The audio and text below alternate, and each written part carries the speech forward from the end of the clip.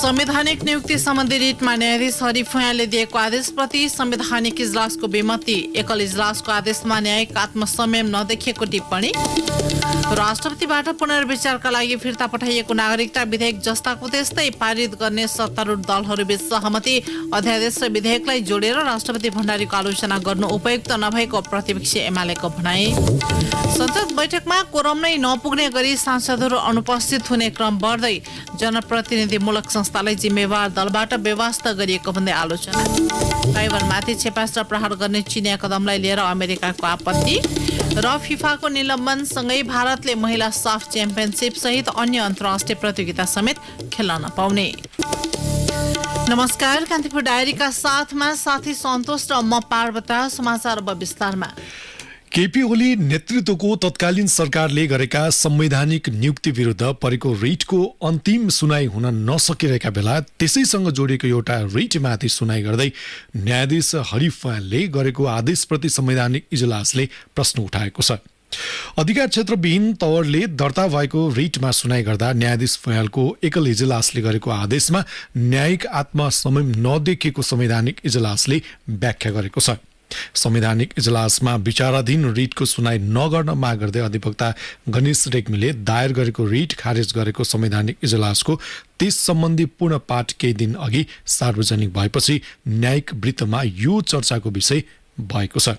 एक रिपोर्ट। तत्कालीन प्रधानमन्त्री केपी शर्मा ओलीको पालामा संवैधानिक परिषद सम्बन्धी ऐनलाई अध्यादेश मार्फत संशोधन गर्दै 2 पटक गरी संवैधानिक अङ्गहरूमा 52 जना पदाधिकारी नियुक्त गरिएको थियो। सभामुख र विपक्षी दलका नेताको सहभागिता बिना नै सिफारिस गरिएका व्यक्तिलाई संसदीय सुनवाई नगरी संवैधानिक परिषदबाट नियुक्त गरियो। ती नियुक्ति विरुद्ध प्रधान न्यायाधीश चोलेन्द्र शमशेर राणालाई समेत विपक्षी बनाएर रिट दायर भएको थियो। महिनौसम्म रिटको सुनवाई नभएकोमा 2078 साल भदौ 11 गते संवैधानिक इजलासमा सो रिटको पेशी तोकिएको थियो। तर प्रधान न्यायाधीश राणाले आफूलाई पनि विपक्षी बनाइएको रिटमा सुनवाईमा नबस्ने घोषणा गर्दै भदौ 18 गते अर्को पेशी तोकी आफू विदामा बस्ने र वरिष्ठ न्यायाधीशलाई प्रधान न्यायाधीशका रूपमा उपस्थित गराएर सुनवाई अघि बढाउने निर्णय गरेका थिए। तर अधिवक्ता गणेश रेग्मीले प्रधान न्यायाधीश बिनाको संवैधानिक इजलास नहुने र राणाको उपस्थिति बिना सुनवाई अघि नबढाउन माग गर्दै भदौ 16 गते रिट दर्ता गरेका थिए। रिट दर्ता भएको भोलिपल्ट 17 गते सो रिट न्यायाधीश हरि फुयाँलको एकल इजलासमा पेशी तोकिएको थियो। फुयाँलको इजलासले प्रधान न्यायाधीश बिनाको संवैधानिक इजलासमा बस्ने कि नबस्ने टुङ्गो नलागेसम्म नियुक्ति विरुद्धका रिटको सुनवाई नगर्न संवैधानिक इजलासलाई अन्तरिम आदेश दियो। संवैधानिक इजलासको क्षेत्राधिकार मिच्ने गरी एकल इजलासले आदेश दिन नसक्ने भन्दै त्यति बेला नै न्यायाधीश फुयाँलको आदेशको आलोचना भएको थियो। त्यही आदेशलाई संवैधानिक इजलासले अस्वाभाविक भनी टिप्पणी गरेको हो। संवैधानिक इजलासले भनेको छ, रिट निवेदक गणेश रेग्मीले अधिकार क्षेत्रविहीन तवरको रिट निवेदन दर्ता गर्न ल्याएको देखिन्छ। यस अवस्थाको निवेदन दर्ता गरी सुनवाई प्रक्रिया अघि बढाएको देखिनुलाई स्वाभाविक मान्न सकिँदैन। फैसलामा अगाडि भनिएको छ, न्यायिक प्रक्रियाका प्रत्येक चरणमा विवेकपूर्ण र तर्कसङ्गत व्यवहारको अपेक्षा रहने गर्दछ। न्यायिक आत्मसंयम कायम राखेर काम कारबाही हुन पुगेन भने न्यायपालिका अनावश्यक रूपमा विवादमा तानिन पुग्ने र न्यायिक स्वच्छता, निष्पक्षता तथा सक्षमता जस्ता कुरामा अनावश्यक संशय पैदा हुने सम्भावना रहन्छ। संवैधानिक इजलासले रिट निवेदक अधिवक्ता रेग्मीले सफा नियतले रिट दायर नगरेको समेत टिप्पणी गरेको छ। इजलासको फैसलामा भनिएको छ, रिट निवेदनमा न्यायका मान्य सिद्धान्त प्रतिकूल हुने विषयलाई अगाडि सारिएको र न्याय सम्पादन प्रक्रियामा अनावश्यक रूपमा अवरोध पैदा गर्न पुगेको अवस्था पनि देखिएको छ। निवेदक सफा हात, असल उद्देश्य र स्वच्छ हृदय लिएर अदालतमा प्रवेश गरेको भन्ने देखिँदैन। त्यसैगरी न्यायाधीश फुयाँलको इजलासले गरेको आदेशबाट आफ्नो क्षेत्राधिकारमा अनावश्यक नियन्त्रण गर्न खोजिएको व्याख्या समेत संवैधानिक इजलासले गरेको छ। पूर्ण पाठमा भनिएको छ, यस इजलासलाई अन्य कुनै इजलासले वा कुनै निकायले आदेश वा निर्देशन दिन सक्दैन। अर्को शब्दमा भन्नुपर्दा यो इजलास अन्य कुनै इजलासले वा कुनै निकायले दिएको आदेश वा निर्देशन पालन गर्न बाध्य छैन। न्यायाधीशको क्षमतामाथि नै संवैधानिक इजलासले प्रश्न उठाउनुलाई न्यायिक क्षेत्रका कतिपयले विरलै हुने घटना मानेका छन्। जानकारहरू भन्छन्, भावी प्रधान न्यायाधीशको रूपमा हेरिएका न्यायाधीश फुयाँलको न्याय सम्पादन बारे संवैधानिक इजलासले गरेको टिप्पणी र व्याख्यालाई न्यायिक क्षेत्रमा अर्थपूर्ण रूपमा हेरिएको छ। रेडियो कान्तिपुरका लागि अनिल बोगटी। सत्ता गठबन्धनले पुनर्विचारका लागि राष्ट्रपतिबाट फिर्ता भएको नागरिकता विधेयकलाई जस्ताको त्यस्तै पारित गर्ने सहमति गरेको छ। संसदले पारित गरेर प्रमाणीकरणका लागि पठाइएको नागरिकता विधेयक राष्ट्रपति विद्यादेवी भण्डारीले साउन 29 गते 15 बुँदे सुझावसहित पुनर्विचारका लागि फिर्ता पठाएपछि गठबन्धनले सो निर्णय गरेको हो। सूचना प्रविधि तथा सञ्चार मन्त्री ज्ञानेन्द्र बहादुर कार्कीले गठबन्धन दलका शीर्ष नेताहरूबीच भएको छलफलमा नागरिकता विधेयक संसदमा जस्ताको त्यस्तै प्रस्तुत गर्ने सहमति भएको जानकारी दिनुभयो। राष्ट्रपतिज्यूलाई रहेको संवैधानिक अधिकार बमोजिम नेपाल नागरिकता ऐन 2063 लाई संशोधन गर्न बनेको विधेयक फिर्ता आएकोमा संविधान बमोजिम संसदले पुनः विचार गरी प्रमाणीकरणका लागि पुनः पठाएमा प्रमाणीकरण गर्नै पर्ने संवैधानिक व्यवस्था भए बमोजिम फिर्ता आएको उक्त विधेयकलाई संसदमा तत्काल प्रक्रिया अगाडि बढाउने सहमति भएको छ। राष्ट्रपतिबाट फिर्ता भएको विधेयक पुनः संसदले पास गरेर प्रमाणीकरणका लागि पठाएमा प्रमाणीकरण गर्नै पर्ने व्यवस्था छ। यसैबीच सत्ता गठबन्धनले संक्रमणकालीन न्याय सम्बन्धी समस्या सन्धानलाई अन्त्य गर्ने गरी कानून बनाउने सहमति जुटाएको छ। प्रधानमन्त्रीको सरकारी निवास बालुवाटारमा आज बसेको 5 दलका शीर्ष नेताहरूको बैठकले संक्रमणकालीन न्याय सम्बन्धी समस्या सधैँलाई अन्त्य हुने गरी कानून संशोधन गर्ने सहमति गरेको हो।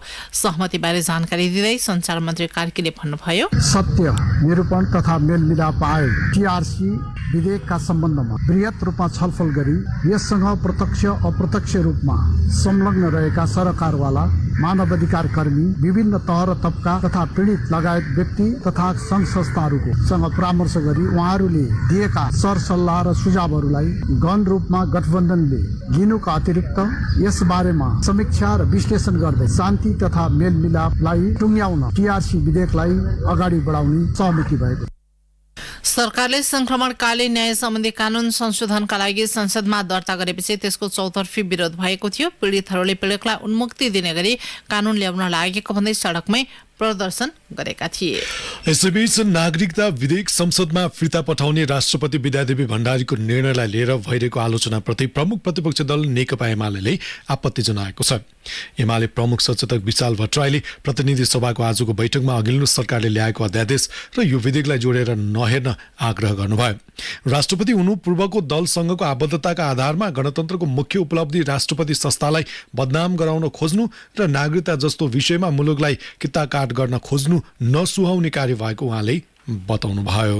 सम्माननीय राष्ट्रपतिज्यूले यसलाई पुनर्विचारका लागि फिर्ता पठाइसकेपछि अध्यादेशसँग जोडेर उहाँलाई जसरी हेर्ने गरिएको छ, संविधानको धारा 114 मा अध्यादेश सम्बन्धी हामीले व्यवस्था गरेका छौँ। सभामुख महोदय 114 मा कहीँ पनि राष्ट्रपतिले अध्यादेशमा पुनर्विचार गर्ने व्यवस्था उल्लेख भएकै छैन। हामी विधेयक र अध्यादेशलाई किन एक ठाउँ बनाएर मिसमास गर्न चाहन्छौँ र विवादित पार्न चाहन्छौँ? राष्ट्रपति हाम्रो संस्था हो। गणतन्त्र आइसकेपछिको एउटा प्रतीकात्मक रूपमा राष्ट्राध्यक्ष राष्ट्र प्रमुख एउटा हाम्रो राष्ट्रको गरिमा पनि हो।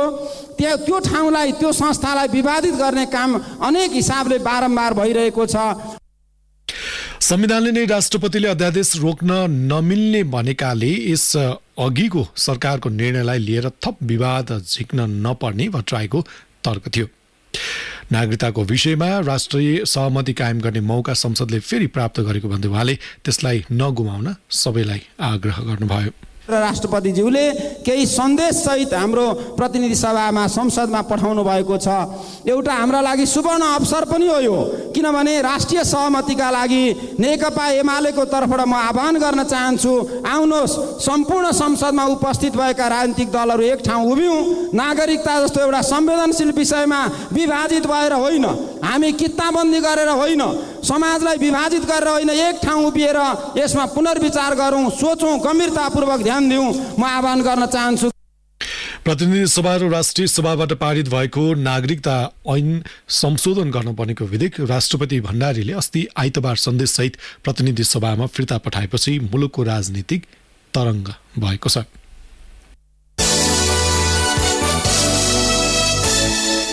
पूर्व प्रधानमन्त्री तथा नेपाल समाजवादी पार्टीका अध्यक्ष बाबुराम भट्टराई र नेकपा राष्ट्रिय एकता अभियानका संयोजक वामदेव गौतमले माओवादी केन्द्रको चिन्हबाट चुनाव लड्ने भएका छन्। माओवादी केन्द्रको आज बसेको स्थायी कमिटी बैठकले भट्टराई र गौतमलाई आगामी निर्वाचनमा आफ्नो पार्टीको चुनाव चिन्ह प्रयोग गर्न दिने निर्णय गरेको हो। आगामी प्रतिनिधि सभा र प्रदेशसभा निर्वाचनमा माओवादी केन्द्रको चुनाव चिन्ह लिएर प्रतिस्पर्धा गर्ने लगायत विषयमा भट्टराई र माओवादी अध्यक्ष पुष्पकमल दाहाल बीच भएको मौखिक सहमतिले आज लिखित रूपमा औपचारिकता दिएको हो। चुनाव चिन्ह र चुनावी सहकार्यका विषयमा गौतमसँग पनि यसै विभिन्न चरणमा छलफल भएको थियो। नेता द्वय भट्टराई र गौतमले अन्य केही शर्तहरू समेत राखिएकाले त्यस सम्बन्धमा पनि छलफल गर्न बाँकी रहेको स्थायी समिति सदस्य हरिबोल गजुरेले जानकारी दिनुभयो। कान्तिपुर डायरीमा अब ब्रेकको पालो। अब बाँकी प्रसङ्गमा कान्तिपुर सविस्तारको पालो। कान्तिपुर सविस्तार। संघीय संसदको तल्लो सदन प्रतिनिधि सभामा 275 जना सदस्य रहने व्यवस्था छ। जनताको आवाज प्रतिनिधित्व गर्ने जनप्रतिनिधिमूलक संस्थामा पछिल्ला समयमा महत्त्वपूर्ण बैठकमा समेत सांसदहरूको उपस्थिति न्यून हुन थालेपछि आलोचना हुन थालेको छ। बैठकमा हाजिर गर्ने तर विधेयक पारित गर्नुपर्ने बैठकमा नबस्ने दलका सांसदहरूको प्रवृत्ति संसदीय भावना र मूल्य मान्यता अनुसार नभएको भन्दै टिप्पणी भइरहेका छन्। नेपालमा संसदीय अभ्यासले 6 दशकभन्दा लामो समय व्यतीत गरिसकेको छ। संसदीय अभ्यासले सकारात्मक र नकारात्मक सन्देश दुवैलाई अवलम्बन गरेको विगत सबै सामु छ। जनताबाट चुनिएर संसदमा पुगेका सबै दलका सांसदहरूले जनअपेक्षा अनुसार काम गर्दै जनप्रतिनिधिमूलक संस्थालाई प्रभावकारी बनाउने अपेक्षा स्वाभाविक हो। तर पछिल्लो समयमा सांसदहरूले संसदका गतिविधिलाई व्यवस्था गर्न थालेको टिप्पणी बाक्लिँदै गएका छन्। प्रतिनिधि सभाको जारी अधिवेशनमा सांसदहरूको उपस्थितिलाई लिएर 16 पटक प्रश्न उठाइसके किएको छ। त्यसमध्ये 7 वटा बैठक गणपूरक संख्या नपुगेकै कारण स्थगित भएका छन्। संविधान अनुसार प्रतिनिधि सभाको बैठकमा कुनै पनि प्रस्ताव निर्णयार्थ प्रस्तुत गर्दा कुल संख्याको 1/4 अर्थात् सांसदको उपस्थिति अनिवार्य गरिएको हुन्छ। तर सांसदको न्यूनतम उपस्थिति समेत नहुँदा बैठक स्थगित भएपछि कानून निर्माणका काममा प्रभाव परेको छ। गत आइतबारको बैठकमा गणपूरक संख्या नपुगेपछि सभामुख अग्नि सापकोटा भन्दै थिए, माननीय सदस्यहरू, नेपालको संविधानको धारा 94 बमोजिम कुनै पनि प्रश्न वा प्रस्ताव निर्णयार्थ पेश गर्न प्रतिनिधि सभाको 1/4 सदस्य उपस्थित हुनुपर्नेमा 3 मिनेट घण्टी बजाई गणपूरक संख्या यकिन गर्दा यो प्रस्ताव निर्णयार्थ पेश गर्न गणपूरक संख्या 69 हुनुपर्नेमा सदस्यहरूको संख्या 67 रहेकोले उक्त गणपूरक संख्या नपुग भएको देखिएकोले यो बैठक आजै 15 मिनेटका लागि स्थगित हुन्छ। एकातिर 275 मध्ये कम सांसदले हाजिर गर्ने अनि अर्कोतिर हाजिर गर्ने सांसद समेत बैठकमा नबस्ने प्रवृत्ति बढेको पाइन्छ। त्यसको उदाहरण हो गत साउन 13 गते शुक्रबारको बैठक। पहिलो बैठकमा 178 सांसदले हाजिरी गरे पनि दोस्रो बैठकमा 106 जना सांसदको मात्र हाजिरी थियो। संसदमा सांसदहरू किन उपस्थित हुँदैनन् त? सत्तारूढ नेपाली कांग्रेस पार्टीकी प्रमुख सचेतक चित्रलेखा यादव भन्छन्, खास कारण के हो भने 11 बजेदेखिको हाउस हुँदा लामो समयसम्म 3 घण्टासम्म चल्ने, त्यसपछि चाहिँ विधेयकहरू त्यसपछि मात्रै आउँछ अनि त्यतिखेर चाहिँ समस्या चाहिँ देखिएको छ। यो संसारभरिकै पार्लियामेन्टमा कहीँ पनि तपाईँले चाहिँ सुरुदेखि अन्तिमसम्म बस्ने भनेको चाहिँ त्यो बहुत कम हुन्छ। खास गरिकन विधेयकहरू पारित गर्नको निम्ति चाहिँ अब 1/4 संख्या चाहिँ हुनुपर्छ सम्पूर्ण संख्याको। त्यतिखेर चाहिँ समस्या चाहिँ देखिएको छ। कोही चाहिँ यता सिंहदरबारतिरको काम, अब कोही चाहिँ क्यान्टिन, कोही चाहिँ अब विभिन्न मिटिङमा जानुपर्ने भएको हुनाले चाहिँ त्यो कोरममा चाहिँ समस्या चाहिँ देखिएको छ। संसदमा छलफल गरिने महत्त्वपूर्ण विधेयकहरू माथिको बैठकमा सुरुदेखि अन्त्यसम्म बस्न सांसदहरूलाई आग्रह गर्ने गरिएको यादवको भनाइ छ। प्रत्यक्ष र समानुपातिक तर्फबाट विजयी भएका सांसदहरूको उपस्थितिलाई लिएर सबैभन्दा धेरै आलोचना र आपत्ति संसद भित्रको एउटा दल नेपाल मजदुर किसान पार्टीले गर्दै आएको छ। संसदमा पटक पटक उपस्थिति संख्या नपुगेको भन्दै सांसद संख्या गणना गर्न माग गर्दै आएका नेपाल मजदुर किसान पार्टीका सांसद प्रेम सुवाल प्रतिनिधि सभाको नियमावली अनुसार सरकारका प्रधानमन्त्री नै नचलेको टिप्पणी गर्छन्। उनी भन्छन्, प्रतिनिधि सभाको नियमावलीमा हरेक महिनाको पहिलो र तेस्रो हप्ता प्रधानमन्त्रीले त्यहाँ संसदमा बोल्नुपर्छ। अब शेरबहादुर देउबाजी प्रधानमन्त्री भन्नुभएको 1 वर्ष नायो, कहिले पनि बोल्नु भएन संसदमा। भनेपछि प्रधानमन्त्रीले त संसदलाई जवाफदेही बनाउन चाहनु भएन अनि सांसदहरूको पनि त्यही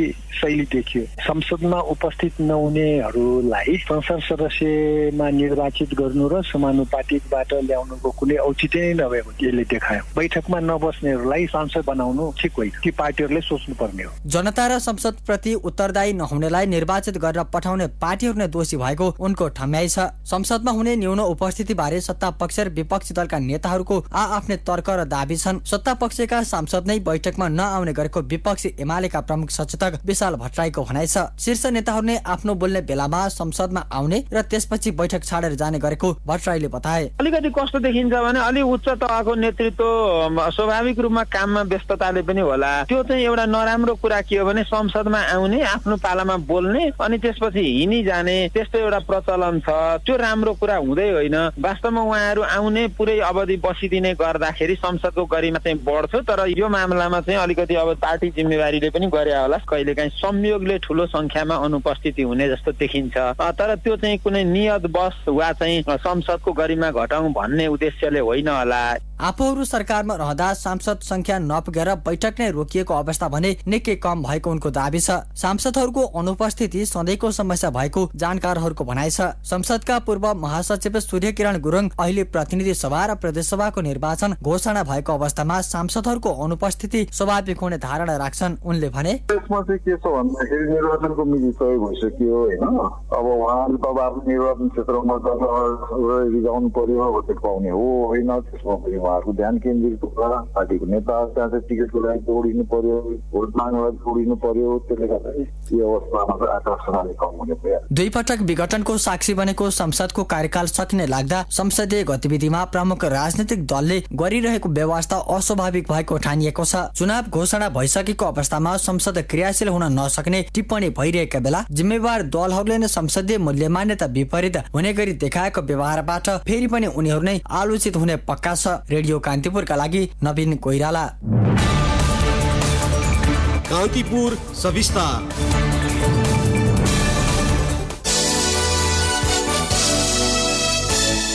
अब केही समाचार संक्षेपमा। प्रहरी समायोजन कार्यान्वयनको माग गर्दै संघीय सरकारका विरुद्ध आन्दोलनको घोषणा गरेको मध्य प्रदेश सरकारले आन्दोलन स्थगित गरेको छ। आज तेस्रो दिन प्रधानमन्त्री शेरबहादुर देउवाले चुनावपछि बन्ने सरकारले प्रहरी समायोजन गर्ने आश्वासन दिएपछि आन्दोलन स्थगित भएको हो।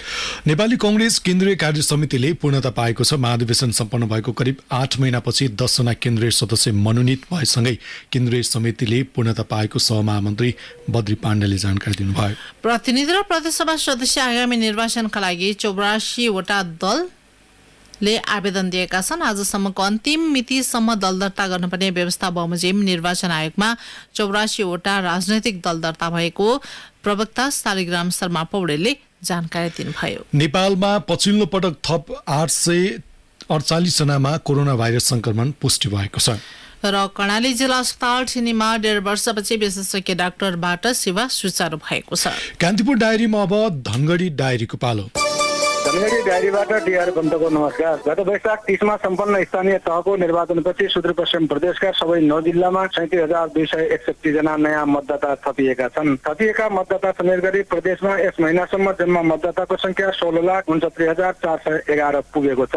आगामी मङ्सिर 4 मा हुने प्रतिनिधि र प्रदेश सभा निर्वाचनको तयारीको सिलसिलामा संकलित मतदाता नामावली निर्वाचन आयोगमा पठाइएको प्रदेश निर्वाचन कार्यालय कैलालीले जनाएको छ। कार्यालयका अनुसार थपिएका नयाँ मतदातामा सबैभन्दा बढी कैलाली जिल्लामा 11,430 र सबैभन्दा कम बाजुरामा 84,054 मतदाता रहेका छन्। 80 वर्ष अघि स्थापना भएको सुदूरपश्चिम प्रदेशको प्रमुख स्वास्थ्य संस्था सेती प्रादेशिक अस्पतालको 40 वर्षपछि पहिलो पटक विस्तार उन्नति गर्ने प्रक्रिया सुरु भएको छ। प्रदेश सरकारको सामाजिक विकास मन्त्रालयले कार्यविधि सहित 200 शैय्याको अस्पताल बनाउन मन्त्री परिषदबाट स्वीकृति लिएको हो। 2039 सालमा 50 शैय्याको अस्पताल स्वीकृत भएपछि पहिलो पटक सुदूरको यो प्रमुख स्वास्थ्य संस्थाको स्तर उन्नति हुन थालेको हो। सुदूरपश्चिमको तराई भूभागलाई पहाडी जिल्लासँग जोड्न निर्माण सुरु भएको द्रुत मार्गको ट्र्याक खोल्न 2 दशकभन्दा बढी समय लागेको छ। कैलालीको खुटियादेखि डोटीको दिपालसम्म जम्मा 86 किलोमिटर लामो द्रुत मार्ग निर्माणमा भएको अनियमितता र नीतिगत त्रुटिका कारण 4 वर्षभित्रै ट्र्याक खोल्नुपर्नेमा 20 वर्ष लागेको हो। कैलालीको खुटिया नदीदेखि चुरे हुँदै डोटीको भर्चैन खसरेर कपललेकीदेखि दिपालसम्म जम्मा 46 किलोमिटर दूरीको सडक निर्माण गर्न 2060 सालमा खुटिया दिपाल फास्ट ट्र्याक सुरु भएको हो। 2059 देखि 76 सम्म खुटिया दिपाल द्रुत मार्गमा विभिन्न कार्यालय मार्फत 70 करोड भन्दा बढी बजेट यो सडकमा खर्च भएको देखिन्छ। धान र गहुँको उन्नत बिउ बिजन उत्पादनमा कैलाली जिल्ला आत्मनिर्भर भई उत्पादित बिउ जिल्ला बाहिर समेत निर्यात हुन थालेको छ। जिल्लामा वर्षभरिमा झन्डै 36,000 क्विन्टल धान र 45,000 क्विन्टल गहुँको उन्नत बिउ आवश्यकता रहेकोमा सो परिणामभन्दा बढी बिउ उत्पादन भइरहेको कृषि विज्ञान केन्द्र कैलालीले जनाएको छ।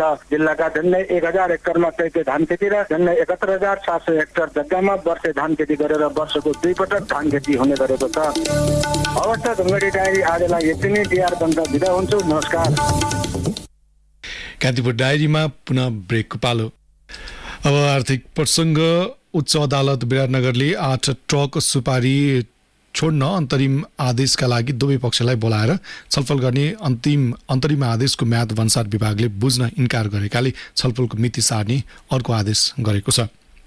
उच्च अदालत विराटनगरका न्यायाधीश द्वय राम बहादुर थापा र मिलन कुमार राईको संयुक्त इजलासले सुपारीको छलफलका लागि दुवै पक्षलाई पर्सि बिहिबार बोलाउन आदेश गरेको हो।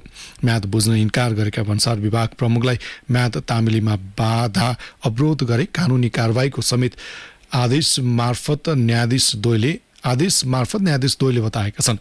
उच्च अदालत विराटनगरका न्यायाधीश मिलन कुमार राईको एकल इजलासले गत आइतबार ट्रकको सिलबन्दी यथास्थितिमा राख्न र अन्तरिम आदेशका लागि छलफलमा दुवै पक्षलाई आज उपस्थितिका लागि बोलाउन आदेश गरेको थियो। गत आर्थिक वर्ष 2078-79मा रेमिटेन्समा सुधार देखिएको छ। अघिल्लो आर्थिक वर्ष 2077-78 को तुलनामा 4.8% बढेर सुधार भएको नेपाल राष्ट्र ब्याङ्कले आज सार्वजनिक गरेको वार्षिक वित्तीय प्रतिवेदनमा उल्लेख छ।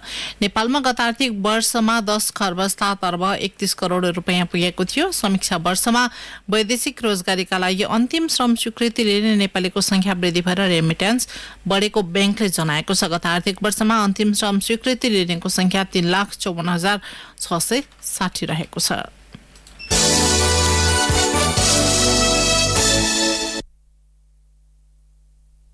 शेयर कारोबार हुने साताको तेस्रो दिन नेप्से घटेको छ। हिजो 55.88 अङ्कले बढेको बजार आज 24.83 अङ्कले घटेर 2041.6 बिन्दुमा पुगेको छ।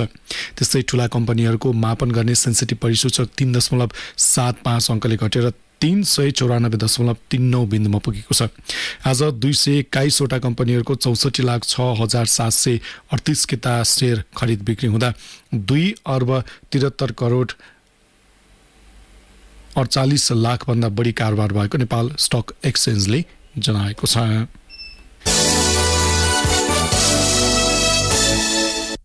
अब अन्तर्राष्ट्रिय प्रसङ्ग। अमेरिकाले ताइवानमाथि क्षेपास्त्र प्रहार गर्ने चीनको निर्णयको विरोध गरेको छ। ताइवानमाथि चीनले अघि सारेको कारबाहीलाई अमेरिकाले कोठाभित्रको गुरिल्लाको संज्ञा समेत दिएको छ। बेजिङले यही महिनाको सुरुमा ताइवान स्थित टापुको वरिपरि सैन्यावास गरेको थियो। अमेरिकी नेत्री न्यान्सी पेलोसीले ताइवानको भ्रमण गरेपछि तनाव बढेको हो। ताइवान वरपरका जलमार्गमा करिब 1 हप्ताको सैन्यावास गर्ने चीनको निर्णयले प्रमुख ढुवानी र हवाई मार्गहरू अवरुद्ध भएका छन्। ताइवानले चीनले प्रहार गरेको क्षेपास्त्र वायुमण्डल माथिबाट उडेको र कुनै खतरा नरहेको बताएको छ। वाशिंगटन स्थित जापानी दूतावासले भने चीनबाट प्रहार भएको 4 वटा क्षेपास्त्र ताइवानको राजधानी ताइपेमा खसेको जनाएको छ। रुसी राष्ट्रपति भ्लादिमिर पुटिनले अमेरिकाले युक्रेनमा युद्ध लम्ब्याएको आरोप लगाउनु भएको छ। रुसी राष्ट्रपति पुटिनले वाशिंटनको विश्वव्यापी वर्चस्व कायम राख्नको कथित प्रयासको रूपमा वर्णन गरेको अन्तर्राष्ट्रिय सञ्चार माध्यमले जनाएका छन्। वाशिंटनले युक्रेनका जनतालाई तोपको चराको रूपमा प्रयोग गरिरहेको भन्दै पुटिनले किभलाई हतियार आपूर्ति गरेकोमा अमेरिकाको आलोचना गर्नुभएको छ। रुसले गत फेब्रुअरी यता युक्रेनमाथि आक्रमण जारी राखेको छ। पश्चिमी राष्ट्रद्वारा युक्रेनलाई हतियार आपूर्तिका लागि क्रेमलिनले युक्रेनमाथि कब्जा जमाउन नसक्दा युद्धमा परिणत भएको छ। अब खेल प्रसङ्ग। अर्को महिना नेपालमा आयोजना हुने महिला साफ च्याम्पियनसिपमा भारतको सहभागिता नहुने भएको छ। अन्तर्राष्ट्रिय फुटबल महासंघ फिफाको निलम्बनसँगै भारतले महिला साफ च्याम्पियनसिप तथा फुकुवा नहुँदासम्म अन्य अन्तर्राष्ट्रिय प्रतियोगिता खेल्न नपाउने भएको हो। महिला साफ च्याम्पियनसिपमा दक्षिण एसियाका 7 राष्ट्रको सहभागिता रहने भने पनि फिफाले भारतलाई निलम्बन गरेपछि अब 6 राष्ट्रले मात्रै सहभागिता जनाउनेछन्। आगामी भदौ 21 देखि असोज 23 गतेसम्म काठमाडौँको त्रिपुरेश्वर स्थित दशरथ रङ्गशालामा हुने साफ च्याम्पियनसिपका लागि दक्षिण एसियाली फुटबल महासंघ साफले यसअघि नै समूह विभाजनका साथै खेल तालिका पनि सार्वजनिक गरिसकेको थियो। यद्यपि साफले अब खेल तालिका पनि संशोधन गर्ने सम्भावना छ। साफ च्याम्पियनसिपको तयारी स्वरूप राष्ट्रिय महिला फुटबल टोली कुमार थापाको प्रशिक्षणमा हाल बन्द प्रशिक्षणमा छ। अन्तिम म्याच बुलेटिनका प्रमुख प्रसंग पुनः एकपटक। संवैधानिक नियुक्ति सम्बन्धी रिटमा न्यायाधीश हरि फुयालले दिएको आदेशप्रति संवैधानिक इजलासको बेमती, एकल इजलासको आदेशमा न्यायिक आत्मसंयम नदेखिएको टिप्पणी, राष्ट्रपतिबाट पुनर्विचारका लागि फिर्ता पठाइएको नागरिकता विधेयक जस्ताको त्यस्तै पारित गर्ने सत्तारूढ दलबीच सहमति, अध्यादेश र विधेयकलाई जोडेर राष्ट्रपति भण्डारीको आलोचना गर्नु उपयुक्त नभएको प्रतिपक्षी एमालेको भनाई, संसद बैठकमा कोरम नै नपुग्ने गरी सांसदहरू अनुपस्थित हुने क्रम बढ्दै, जनप्रतिनिधिमूलक संस्थालाई जिम्मेवार दलबाट बेवास्ता गरिएको भन्दै आलोचना, ताइवानमाथि क्षेपास्त्र प्रहार गर्ने चिनिया कदमलाई लिएर अमेरिकाको आपत्ति र फिफाको निलम्बनसँगै भारतले महिला साफ च्याम्पियनसिप सहित अन्य अन्तर्राष्ट्रिय प्रतियोगिता समेत खेल्न नपाउने। हवस् त यिनै प्रसङ्गसँगै कान्तिपुर डायरीका आजका सम्पूर्ण बुलेटिन यही सकिन्छन्। भोलि बिहान 6:30 बजे हाम्रो नियमित बुलेटिन हुने नै छ। साथी सन्तोष र म पार्वता आज्ञा माग्छौँ। नमस्कार, शुभरात्रि।